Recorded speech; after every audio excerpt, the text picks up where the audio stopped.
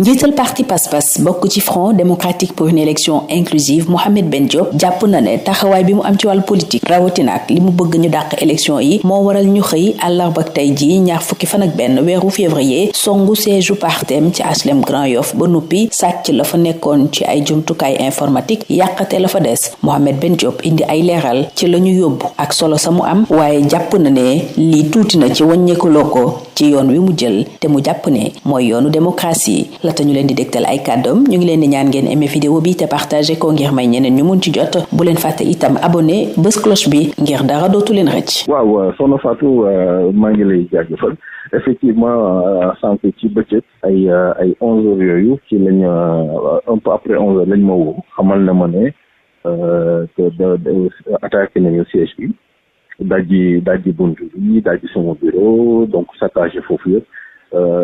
Emporter tout le matériel informatique bi nga xam ne moom moo fa nekkoon donc loolu nag mu nekk loo xam ne lu doy waar la parce que mel na ni si dëkk bi léegi nit waratul am sañ-sañu am position politique ndax y a pas d'autre raison y a absolument rien d'autre qui peut justifier à ce que attaque bu mel noonu war a mën a am mais nekk na loo xam ne vraiment lu may ñaawlu la ci Sénégal boo xam ne dañu war a def la politique comme des personnes civilisées. lan nga jàpp dëgg-dëgg ne moo ko waral soo ne position mooy le fait que nga bokk si. waaw mooy ma bokk ci front bi nga xamante ji ñëpp xam nañ position bi nga xam ne am na ko par rapport ak le débat politique te ma nekk ci un des acteurs majeurs boo xam ne tey jii sama position xëy nëbbuma ko ñu àdduna yëpp xam nañ ko te teg ko ci xam-xam teg ko ci yoon ak teg ko ci loo xam ne tamit. bokk na ci li redorer l'image du Sénégal dans les années à venir donc nag su fekkee ne par rapport ak loolu kaw xam ne dafa naan bokkul ak man gis-gis bu boobaa nii la ñuy defe ne mën nañ ma xoqatal je pense que c'est peine perdue parce que xamuñ kuñ ko seqal ndax man lii c'est loin d'être loo xam ne lu may yëngal la wala lu may ébranler wala lii tax ma wàññi lu toll ci tarfatu ay ni ci position bi nga xam ne moom la ndax man gëm-gëm lay defee. mais lu tax sa xel dem ci attaque bu lié ak sa position politique lu tax jàppoo ne tamit peut-être sàcc la cambriolage comme ni muy amee d'autant plus que zone Grand Yoff boobu aussi c'est une zone wax dafa am problème. mais xam nga tey jii cambriolage ci diggu bëccëg ci siège boo xam ne yaa ngi 3e étage muy benn ñaareel ba position politique yi nga xam ne moom laay wax nii parce que démb def naa ci benn débat boo xam ne gis nañu. Message yi nga xam ne moom lañ doon lancer ci internet bi ak yu mel noonu donc entre lëmb loolu am ak xëy suba lii am donc je pense que le lien il est vite fait. Maintenant nag yan message la ñu lancé. ay menaces ay saaga comme ni ñuy faral di wax mais voilà ñun ñoo nekk ak front bi ñun ñoo nekk à l'origine de éventuel du report de cette élection là ak yu demee noonu. et voilà donc genre yu demee noonu mooy xam rek ñi nga xam ne xëy na vision bi ñuy am képp koo xam ne amul même vision que ñoom rek da ngay nekk un ennemi de la République donc là mais loolu man yooyu du ma ci tontu parce que c'est des choses yoo xam ne bi ñu ma ko xëy dama ne soxla loolu nit di ci tontu on passe à autre chose parce que man ci li ma nekk ci loolu la nekk. donc tey su ma xëyee ñu attaqué sama siège dajji buntu yëpp saccagé ko matériel bi xam ne moom moo fa nekkoon. te ma jële woon ko bitim réew yëpp ñu yóbbu ko ak ordinateur portable yi fa nekkoon donc da nga naan lii nekkul rek mbiru sàcc rek ndax sàcc mën nga ñëw jël mais xëy na ay yenn yi du la ci fekk. kon dañu sàcc ba pare yàq foofu. dañu sàcc yàq voilà ñaar yëpp la ñu boole. d'accord li ñu yóbbu lan moo nekkoon valeur bi ak aussi lan moo nekkoon si yooyu ñu jël est-ce que y a des documents yoo xam ne c'est confidentiel. xam nga non côté boobu suñu li ñu yóbbu nañu dalal seen xel ndax moom je pense que pour un spécialiste en système d'information weesu naa su may sauvegarder des données ci ordinateur yi nga xam ne moom mooy nekk sama siège. def naa loolu weesu naa ko kooku c'est le b.a.-ba pour les experts. amul man benn information confidentielle wala sensible bu nekk si liñ jël. amul ci li ñu yóbbu yëpp bu ñu demee buñ ko exploité ba sonn dinañ gis ne am na ci matériel boo xam ne sax jotuma koon daj boo carton yaa ngi fa jotuma koon sax daj donc pour wal ne les informations confidentielles du foofu lañ koy rechercher donc loolu moo tax moom nañu dalal seen xel ci wàllu boobu c'est peine perdue yóbbu nañu matériel yu am solo parce que écran yi tamit yi fa nekkoon écran yu mag la donc yóbbu nañ ko mais li am solo ba am solo mooy c'est juste mën naa ne perte matérielle lay doon ak éventuellement lu ñuy saccager le siège mais su fekkee ne en termes d'information du foofu lañ koy retrouver daal. pour yow ñi def loolu lan lañ doon wut lan lañ doon seet. je sais pas peut-être que bu boobaa enquête bi dina mën a aboutir à ce que ñu mën a xam lan lañ doon wut exactement. mais fu mu nekk nii ñoo ci bokk ndoyam. tey soo doon en tout cas je sais que position bu mu am c'est une position politique. et que en fonction de loolu gisuma lu war a mën a taxee na ñu mën a yegg ba ci loolu daal. alors soo doon xayma si wàllu alal li ñu jël foofu ñaata la ak li ñu yàq.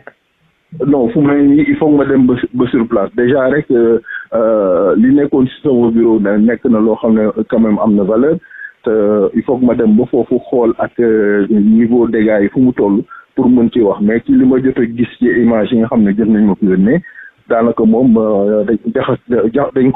ils l'ont mis sens dessus sens dessous. est-ce que am nga camp boo xalaat wala ay nit yoo jàpp ne ñoom. non moom laa wax du ma bëgg accuser kenn l'essentiel mooy constat bi may def mooy li am ñëpp gisandoo ko et que ñu xam ne telle est la situation li ci des nag nañ bàyyi yoon def liggéeyam waaw. Le président du parti PASPAS, membre du Front démocratique pour une élection inclusive, Front qui exige la reprise du processus électoral, donc un report, indique que c'est à cause de sa position politique que le siège de son parti a été attaqué ce matin, du matériel informatique emporté et le reste saccagé. Le leader du parti PASPAS fait le point sur l'importance du matériel emporté avant d'envoyer un message important à ses agresseurs et ceux qui s'opposent à sa position politique qu'il juge démocratique. J'ai été appelé par le chef du protocole qui a essayé de me joindre vainement parce que depuis ce matin, je suis en contact avec la presse pour expliquer la position du Front démocratique pour une élection inclusive. Cette presse que je remercie au passage qui m'interpelle depuis ce matin pour que je puisse intervenir dans les différentes éditions. C'est par la suite que j'ai été joint par mon chef de protocole me disant que le siège venait de faire l'objet d'une attaque et que l'ensemble des bureaux ont été ouverts, y compris le mien, et que du matériel a été emporté et le reste du siège a été saccagé. Voilà, donc c'est les premières informations que j'ai eues. Donc j'ai demandé à ce qu'on sécurise la zone et que personne n'ait accès à cela pour permettre à ce que les autorités judiciaires, lorsqu'elles seront sur place, qu'elles puissent faire le travail approprié. Alors, pourquoi vous pensez que c'est une attaque liée à votre position politique et non un simple cambriolage comme ça arrive? Alors oui, comme ça arrive, parce que on va encore stigmatiser le quartier de Grand Yoff. Mais si j'ai pris la stratégie d'aller loger le siège de mon parti dans cette zone-là, c'était quand même pour outrepasser cette stigmatisation. Et depuis que nous y sommes, nous n'avons jamais eu de problème avec le voisinage. Au contraire, nous sommes très bien appréciés. Ça, c'est la première des choses. La seconde, c'est vrai que depuis un certain temps, j'ai fait beaucoup de sorties à travers les médias pour expliquer la position du Front et éventuellement faire une proposition de ce qu'on devrait faire pour pouvoir sortir le Sénégal de la crise institutionnelle à laquelle nous sommes confrontés. Et peut-être que ça ne plaît pas à certaines personnes. Donc ça veut dire que le discours que je porte, c'est un discours qui est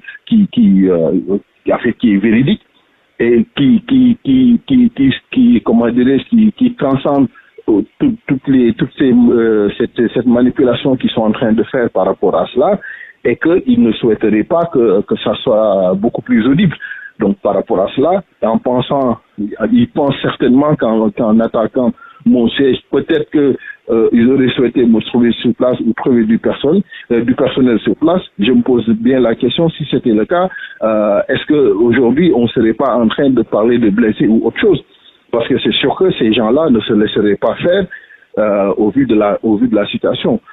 Hier, j'ai fait une émission chez un de vos confrères où il y a eu beaucoup de messages très très très salaces sur les réseaux sociaux, mais c'est pas ça qui me fera reculer. Ça, c'est mal me connaître. Je suis très loin d'être obnubilé par ces messages-là de gamins qui sont pas encore nés et qui pensent que ils pourront me faire reculer. C'est un siège où, comme on peut en trouver dans pas mal de formations politiques, et que jamais, pour un expert en système d'information, je m'aventurerai à garder des informations confidentielles dans des ordinateurs qui sont basés au niveau de mon siège. Ça, c'est vraiment le b.a.-ba de la sécurité informatique que moi je peux aujourd'hui apporter à ma formation politique. Au contraire, ils ont même remporté du matériel que je venais tout fraîchement d'acheminer depuis la France, qu'on n'a même pas encore eu le temps d'utiliser. Ils l'ont pris et le reste des autres ordinateurs, bon, certainement, puisqu'il s'agit d'ordinateurs portables aussi des membres du personnel, peut-être que eux ils y ont mis peut-être des données personnelles, mais voilà, mais rien qui pourrait leur être d'une utilité majeure, si je peux parler ainsi. Et quelle est la valeur du matériel emporté ou saccagé? Voilà, c'est un matériel assez de dernier cri que j'ai acheminé il n'y a pas longtemps depuis la France, en plus de ce qu'il y avait au niveau du siège. Donc il me faudra être sur place pour faire le constat, regarder tout cela et faire appel à un huissier pour pouvoir faire les démarches nécessaires. Est-ce que vous avez une piste? Est-ce que vous pensez peut-être à quelqu'un ou à des personnes? Non, je ne vais pas m'aventurer. Alors, je n'irai pas jusque là-bas. Je n'irai pas jusqu'à pointer du doigt ou indexer qui que ce soit. Je laisse ce travail-là aux autorités judiciaires. Ils vont faire le nécessaire, mais en ce qui me concerne, je ne fais que alerter la population, alerter les gens que voilà, au Sénégal, il n'est plus permis d'avoir une pensée contraire à la pensée de certaines personnes.